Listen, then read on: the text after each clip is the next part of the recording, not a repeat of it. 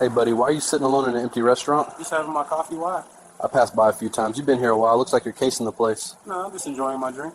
I know the owner, and he doesn't trust people like you around her. Let me see your ID. I don't have to give you ID without cause. Then stand up. I'm not playing That's around. funny, because I'm the owner of this. Officer Trevor Holloway had been with the St. Louis Metropolitan Police Department for exactly 9 months. 9 months since graduating from the academy, with average marks and an evaluation that noted enthusiasm, but questioned his judgment under pressure. He had no complaints on his record yet because he'd barely had time to generate any, but his training officer had flagged him twice for making assumptions based on appearance rather than behavior. Those flags were noted in his file and then ignored because St. Louis PD was desperate for officers and couldn't afford to wash out recruits who technically passed the minimum requirements. One Tuesday morning in St. Louis, his inexperience and unexamined biases collided with a man relaxing in his own establishment, and that collision would end Holloway's law enforcement career before it truly began, cost the city $650,000, and expose how departments put undertrained officers on the street without proper supervision. A black man in his mid-30s, Marcus Lawson, was sitting in a booth at his diner sipping coffee during the quiet hour before lunch rush, wearing a gray sweatshirt and jeans, his phone in his hand as he scrolled through his social media feed. No crime, no disturbance, no unusual behavior. Just a small business owner managing his restaurant during a slow morning period between breakfast and lunch, but Officer Holloway saw him through the narrow lens of a rookie who'd absorbed more stereotypes than actual training, who couldn't distinguish between suspicious activity and normal human existence, and who was about to learn that jumping to conclusions about people's legitimacy in spaces has consequences that end careers. Before we continue, where are you watching from? If this is your first time here, please hit that subscribe button. Stories like these need to be shared, and your support helps us bring more truth to light. St. Louis, Missouri, the Delmar Loop, a vibrant 6-block stretch known for its eclectic mix of restaurants, vintage shops, music venues, and small businesses where foot traffic flows constantly during peak hours but quiets down mid-morning when shop owners catch their breath between rushes. The area has character, history, diversity, the kind of neighborhood where local entrepreneurs build dreams one customer at a time. It was 10:15 on a Tuesday morning in April. The breakfast crowd had cleared out by 9:30. Lunch customers wouldn't start arriving for another hour. The sun streamed through the front windows of Lou's Diner, illuminating dust motes floating in the air and casting warm light across the vintage Formica tables and vinyl booth seats that gave the place its retro charm. Marcus Lawson had owned Lou's Diner for 8 years. 8 years since he'd left his job as an accountant, taken a risk on a failing restaurant, renamed it after his father, and rebuilt it from the ground up. 8 years of learning the restaurant business through trial and error, failed experiments and successful innovations, slow months that tested his resolve and busy seasons that validated his vision. The diner served soul food with a contemporary twist, breakfast classics with unexpected flavors, the kind of cooking that earned loyal customers and positive reviews. Marcus had a degree in accounting from Washington University. He'd worked for a firm downtown for 7 years, wearing suits and crunching numbers and feeling increasingly disconnected from work that felt meaningless. His father, Louis Lawson, had always dreamed of owning a restaurant, but never had the opportunity. When Marcus turned 29, he decided to honor that dream. He'd researched, he'd planned, he'd saved, he'd taken the leap. The first 3 years were brutal. Long hours, thin margins, staff turnover, equipment failures. Learning to cook professionally while managing business operations, while maintaining quality, while keeping customers happy. But he'd persisted. By year 5, Lou's Diner had become a neighborhood institution. By year 7, food bloggers were writing about it. Now, at 37 years old, with 8 years of ownership behind him, Marcus ran a successful business that employed 12 people and served hundreds of customers weekly. That Tuesday morning, he'd arrived at 6 to prep for breakfast service alongside his morning cook. They'd serve the regulars, the early risers, the people who wanted coffee and conversation before starting their days. By 9:45, the last breakfast customer had paid and left. His cook was prepping for lunch. His server wouldn't arrive until 10:45. Marcus had poured himself a cup of coffee, settled into his usual booth near the window where he could see the street, and pulled out his phone to catch up on emails and scroll through social media for a few minutes before the lunch rush began. He was wearing comfortable clothes because he'd be in the kitchen during lunch rush. His phone was in his hand because he was scrolling through messages. His posture was relaxed because he was in his own space, a place he'd built, owned, controlled. He had every legal, moral, and practical right to be exactly where he was. But Officer Trevor Holloway, 9 months out of the academy, didn't see any of that. Holloway had been assigned to the Delmar Loop beat 3 weeks earlier. His training officer had signed off on him after the minimum required field training period, noting that Holloway was eager but sometimes made rapid judgments without gathering sufficient information. But the department needed bodies on patrol, and Holloway met the basic competency standards, so he'd been cleared for solo duty. That morning, Holloway was driving his route when he passed Lou's Diner. He noticed a black man sitting alone in a booth in what appeared to be an empty restaurant. Holloway had lived in Street Lewis his entire life, but had never been to the Delmar Loop much, never eaten at Lou's Diner, never interacted with the business community in this neighborhood. To him, this was just another patrol area. He drove past once. The man was still sitting there, alone, not moving much. Holloway's training kicked in, the part about being observant, about noticing anomalies, about investigating suspicious circumstances. But his training hadn't taught him to distinguish between actual suspicious behavior and normal human activity. So when he saw a black man sitting alone in what he thought was a closed restaurant, his mind jumped to conclusions. Is the restaurant even open? Why is he alone? Is he waiting for someone? Planning something? Maybe he broke in? Maybe he's casing the place for later. I should check this out. Holloway circled the block and drove past again. The man was still there, still alone, still just sitting. Holloway's rookie instincts told him this was worth investigating. His lack of experience prevented him from considering innocent explanations. His unexamined biases made him see a black man in a diner and think criminal rather than customer or owner. Holloway pulled into a parking space directly in front of the diner and got out. He could see the man clearly through the window now. Casual clothing, coffee cup, phone in hand, but Holloway saw those details and interpreted them through suspicion rather than logic. He walked to the door and entered. Do you think rookie officers should be required to patrol with senior officers for at least 1 full year? Drop your answer below. Marcus looked up from his phone when he heard the door open. He saw the uniform, the young face, the cautious body language of someone unsure but trying to project authority. Marcus had been a black man in America for 37 years. He knew how these encounters could go. He set down his phone and prepared himself. Hey buddy, why are you sitting alone in an empty restaurant? Marcus kept his voice neutral, friendly even. Just having my coffee. Why? Holloway stepped further inside, his eyes scanning the space. Empty tables, quiet kitchen sounds from the back. One person sitting in a booth. I passed by a few times, you've been here a while. Looks like you're casing the place. Marcus felt the familiar mixture of anger and exhaustion that comes from being presumed guilty just for existing. Nah, I'm just enjoying my drink. I know the owner, and he doesn't trust people like you hanging around. Let me see your ID. And there it was. People like you. The phrase that carried centuries of assumptions and prejudice. Marcus's jaw tightened, but he kept his composure. I don't have to give you ID without cause. Holloway's hand moved to his belt, hovering near his radio. I'm not playing around. Marcus leaned back in the booth, a slight smile crossing his face despite the situation's absurdity. That's funny, because I'm the owner of this place. Holloway blinked. What? I'm the owner. Lou's Diner. That's me. I'm Lou. Well, technically, I'm Marcus, but I named it after my father Louis. I've owned this restaurant for 8 years. Holloway's expression shifted between confusion and skepticism. You expect me to believe that? Officer, it's not about what you believe. It's about what's true.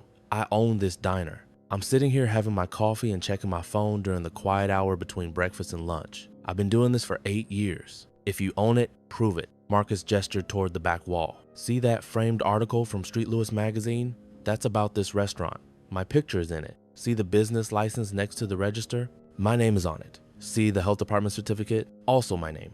Marcus Lawson, owner. Holloway glanced toward the documents but didn't move to examine them closely. Those could be fake. Fake? Officer, those are official city and state documents with seals and signatures. Why would anyone fake business licenses to sit in a diner drinking coffee? I don't know what you're up to, but I'm not up to anything. I'm a business owner managing my business. What I want to know is why you looked through that window, saw me, and decided I must be doing something criminal. Is it because the restaurant was quiet? Because I was alone? Or because you saw a black man and couldn't imagine he might own the place? This is where inexperience meets bias. Trevor Holloway wasn't a bad person. He wasn't overtly racist. He'd gone into policing with genuine intentions to help his community. But he'd been trained to see patterns, to notice anomalies, to investigate suspicious circumstances. The problem was that his definition of suspicious had been shaped by implicit biases he'd never examined. A black man alone in a diner registered as anomalous in his mind, something requiring investigation,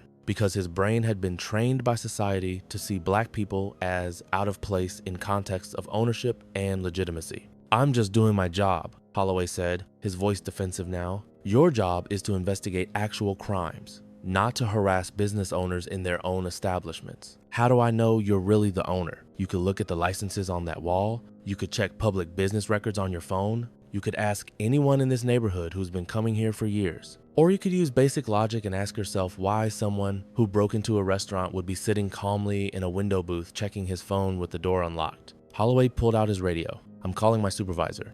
"Please do, because what you're doing right now is harassment based on racial profiling, and I want it documented."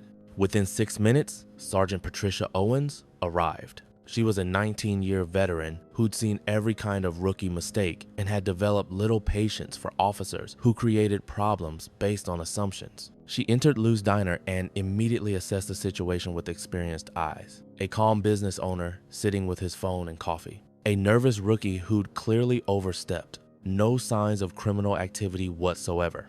"Holloway, what's the situation?" "I saw this individual sitting alone in what appeared to be an empty restaurant. I investigated possible trespassing." Owens looked around the diner. Lights on, coffee pot brewing, kitchen sounds, door unlocked. "Holloway, does this look closed to you?" There were no other customers. "It's 10:20 on a Tuesday morning. This is between breakfast and lunch. Most diners are quiet right now." She turned to Marcus. "Sir, I'm Sergeant Owens. I apologize for the interruption. Can you tell me what happened?" Marcus set down his coffee cup. "Sergeant, my name is Marcus Lawson. I own Lou's Diner. I've owned it for 8 years. I was sitting here during our quiet morning period, checking my phone and having coffee, when this officer entered and accused me of casing the place. When I explained I owned the restaurant, he didn't believe me. He claimed to know the owner, which is false because I've never met him. He demanded my ID without cause. He refused to check the business licenses on that wall. And he called his supervisor because he couldn't accept that a black man in a sweatshirt might legitimately own a successful business." Owens walked to the wall and examined the licenses. Business license issued to Marcus Lawson, health department certificate for Lou's Diner, proprietor Marcus Lawson. Liquor license listing Marcus Lawson as owner. She pulled out her phone and quickly verified the business registration through public records. She turned back to Holloway, her expression a mixture of disappointment and anger. "He's the owner. The licenses are right there. Public records confirm it. You stopped a business owner in his own restaurant based on nothing." Holloway's face flushed. "I was being proactive. You were profiling. There's a difference." Owens turned to Marcus. "Mr. Lawson, I sincerely apologize. This was inappropriate. Officer Holloway is new, but that doesn't excuse this encounter. If you wish to file a complaint, I'll provide you with all necessary information." Marcus stood up from the booth. "Sergeant, I appreciate your professionalism, but I need to be clear about what happened here. Your officer saw me through that window and made an assumption based on my skin color. He claimed to know the owner when he doesn't. He accused me of criminal activity with zero evidence. He demanded identification without legal cause. And when I told him I owned this place, he called me a liar instead of taking 30 seconds to verify the truth. That's not rookie inexperience. That's racial bias. I understand. And do you? Because this isn't the first time I've been profiled. It's not the first time someone couldn't believe I own a business. But it is the first time a police officer has done it in my own restaurant. I'm 37 years old. I've worked my entire adult life to build this place. And your 9-month rookie looked at me and saw a criminal." A regular customer entered the diner, an elderly white woman who'd been eating breakfast at Lou's for 7 years. She saw the police presence and Marcus's expression and immediately understood something was wrong. "Marcus, everything okay?" "Hey, Mrs. Patterson, I'm fine. Just dealing with an officer who didn't believe I own my own restaurant." Mrs. Patterson looked at Holloway with undisguised contempt. "This is Marcus's place. Everyone in the loop knows that. What were you thinking? Should rookie officers face stricter penalties for profiling incidents since they set career patterns? Let me know what you think." By that afternoon, word had spread through the Del Mar Loop business community. Marcus told the story to his lunch staff. They told regular customers. Customers posted on social media. Within hours, local news outlets were calling for comment. Business owner confronted by rookie cop in his own diner. Street Lewis officer demands ID from restaurant owner. Refuses to check licenses. Police harassment caught on security camera at Del Mar Loop establishment. Marcus's security cameras had recorded everything. The video showed Holloway entering the conversation, Marcus pointing to the licenses on the wall, Holloway's refusal to verify the supervisor's arrival. Small business associations responded immediately. The Del Mar Loop Merchants Association issued a statement supporting Marcus. The Street Louis Black Business Network called for immediate action. Local civil rights organizations offered assistance. Marcus hired an attorney within 2 days. The lawsuit named Officer Trevor Holloway, his training officer who'd signed off on him prematurely, and Street Louis Metropolitan Police. The allegations were specific: racial profiling and discrimination, unlawful detention and harassment, violation of property rights, negligent training and supervision, emotional distress. The complaint noted that Holloway had been cleared for solo patrol after minimal field training despite documented concerns about his judgment. It argued that the department's staffing crisis had led to inadequately trained officers being put on the street. Street Louis city attorneys reviewed the case. Security footage showed everything.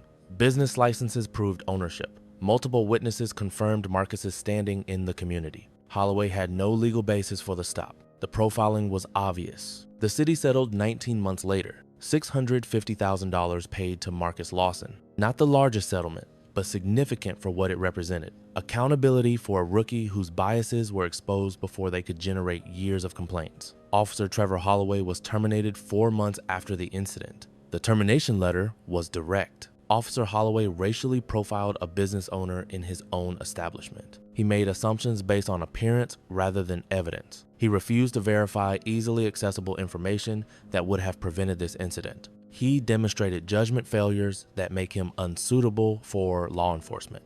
Employment terminated. Holloway's name entered the National Decertification Index. His law enforcement career ended at 9 months. He didn't appeal. His attorney advised him that fighting a termination for profiling a business owner in his own restaurant was unwinnable. Holloway released a brief statement. "I made serious mistakes based on poor judgment and implicit biases I didn't recognize. I accept full responsibility and I apologize to Mr. Lawson." Marcus's response was measured. Officer Holloway is young. He made a choice based on how he'd been trained to see the world. But the real failure is a system that puts undertrained officers on the street and expects them to make good decisions without proper supervision. 9 months of experience isn't enough, and nobody should have to prove they own their own business to a cop who made assumptions. Street Louis PD implemented reforms 8 months later, extended field training from 12 weeks to 6 months, mandatory business community engagement for all officers, bias recognition training before solo patrol authorization, earlier intervention for officers flagged during training. Marcus testified at a city council hearing. "I built this business over 8 years. I employ people. I pay taxes. I serve this community. And a 9-month rookie walked into my diner and treated me like a criminal because he couldn't imagine a black man in casual clothes might be the owner." $650,000 is what that assumption costs taxpayers. But the real cost is the message it sends. That even after years of work, even with licenses on the wall and customers who know you, you still have to prove you belong in the space you created. Why do rookie officers' biases often go unchallenged during training? Comment your thoughts. This wasn't about one Tuesday morning. This was about a department that cleared an officer for solo duty despite documented judgment concerns. Trevor Holloway had no complaint history because he'd barely been on the job long enough. But his training officer had seen the warning signs and approved him anyway because staffing needs outweighed proper preparation. Marcus Lawson paid the price. Profiled in his own restaurant. Forced to defend his legitimacy as a business owner, treated like a criminal in a space he'd spent 8 years building. Trevor Holloway's career is over. That's consequence. The city paid $650,000. That's accountability. But money doesn't erase humiliation. Termination doesn't undo the harm of being criminalized in your own business. The real question is what changes now? Do departments extend training periods so rookies actually learn before patrolling alone? Do they take training officers' concerns seriously instead of prioritizing staffing? Do they teach officers to verify before confronting? To question their assumptions before acting on them? Because if we don't fix the system that put Trevor Holloway on the street after 9 months with minimal supervision, if we don't address the training that teaches officers to see black people as out of place in contexts of ownership and success, then we're just waiting for the next rookie, the next victim, the next business owner who has to prove they belong in their own establishment. Comment if this should be mandatory. No officer patrols solo until completing 1 full year of supervised field training. No exceptions. No shortcuts due to staffing needs. And if you believe these stories matter, if you think proper training prevents these incidents, then hit that subscribe button. We're exposing how departments prioritize filling shifts over preparing officers. We're demanding better. We're fighting for business owners who deserve respect in the spaces they built. This isn't about one rookie or one owner. It's about training standards and the system that produces officers who profile before they think.